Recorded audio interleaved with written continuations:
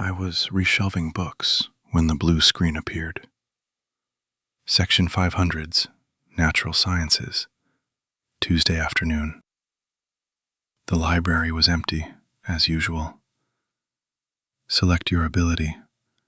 I'm an assistant librarian, 28 years old. Master's degree gathering dust while I organize other people's research. Perfect job for someone who just wants to be left alone with books. The list is long.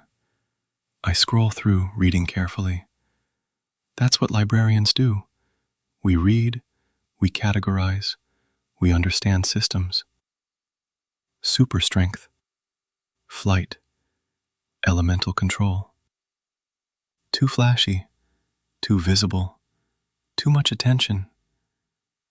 Then I see it, buried several pages down. Cognition. Just cognition. The mental process of knowing, understanding, learning. Simple, quiet, perfect for a librarian. I select it without much thought. Nothing dramatic happens. No burst of power. No visible change.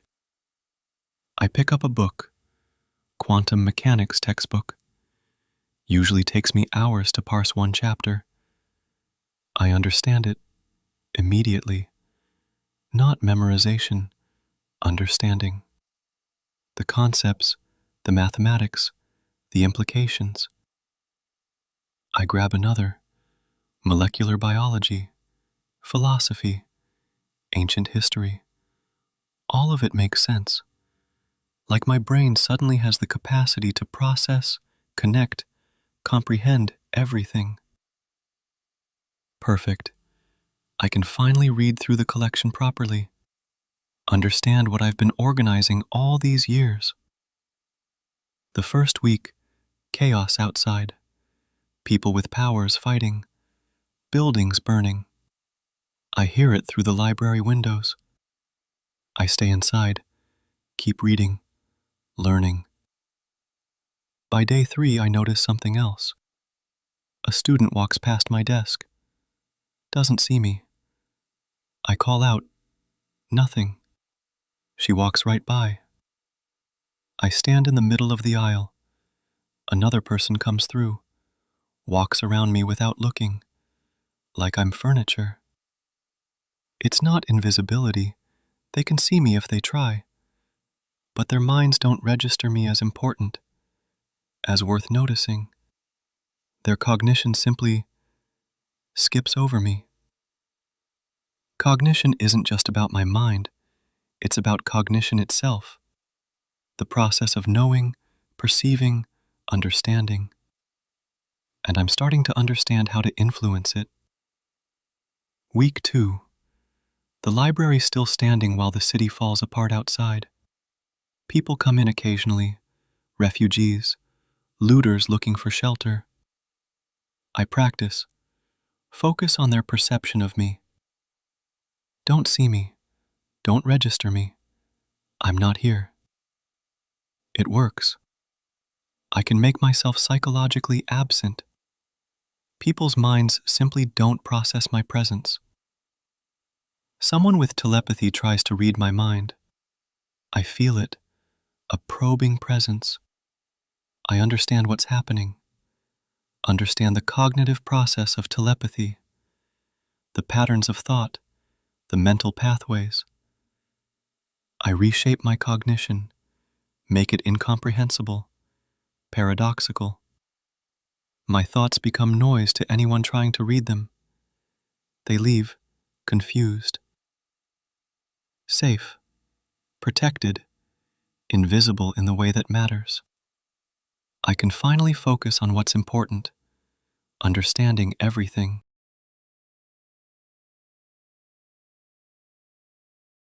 I lose track of time. Days blur together. I read everything: philosophy, physics, psychology, neuroscience, history, mathematics. Each book adds to my understanding. Each concept connects to others. My power grows with knowledge. Month 2, maybe? I'm not sure anymore. I realize I can extend my influence beyond myself. The library, this building.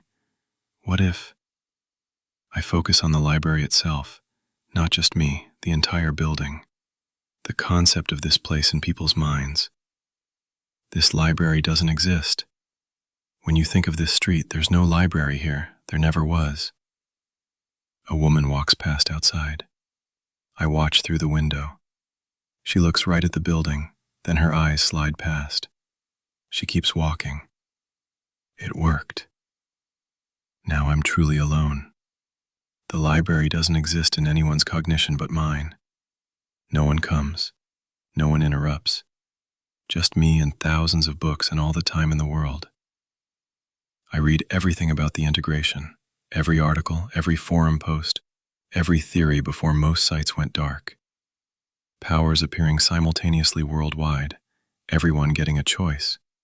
The system interface designed like video games and comics. I study the patterns, the distribution of powers, the way choices were presented, the abstract options buried deep in the list. 8 billion people, 8 billion simultaneous events, perfect synchronization across all time zones. That's not possible, not naturally. The power list itself, thousands of options, compiled from human entertainment, comics, manga, anime, games. Someone had to create that list. Someone had to implement the system. The abstract powers, the vague terminology, fire versus fireball, velocity versus superspeed. It's designed, deliberately, a test, an experiment. The way powers scale with understanding, with knowledge, with application. That's not evolution. That's not random mutation. That's game design. Someone did this. Not a government, not aliens. Something bigger. The scale, the precision, the simultaneous global impact.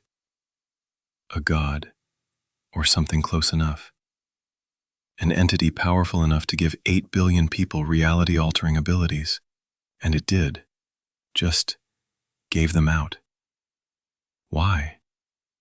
I think about the power distribution, the choices, the buried abstract options, the way combat powers were front-loaded while conceptual ones required scrolling, the chaos that followed, the destruction, the factions, the wars. Entertainment.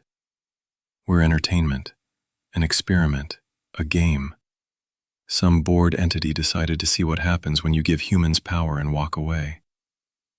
And I'm sitting here, in a library that doesn't exist, with knowledge no one will ever know I have, having figured out a truth I can't share.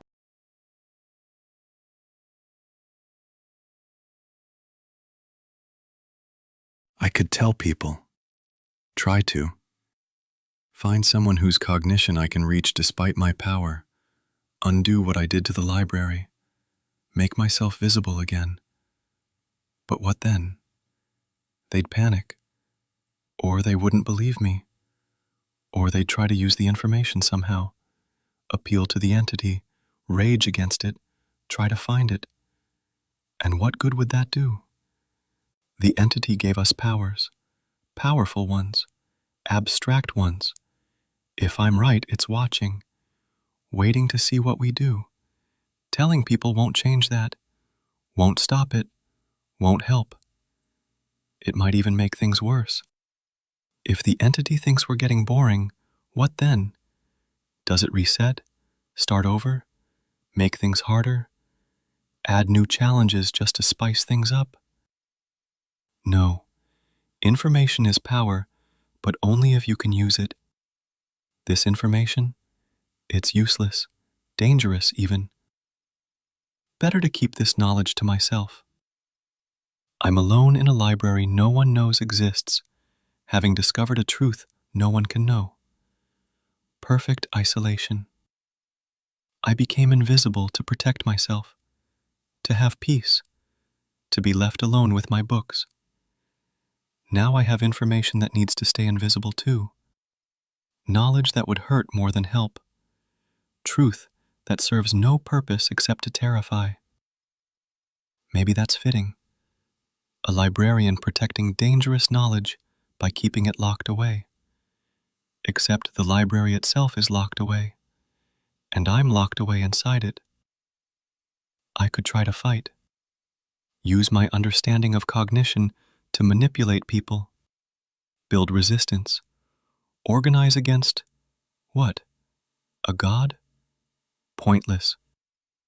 Somewhere out there, an entity is watching 8 billion people destroy themselves or transcend or whatever happens next.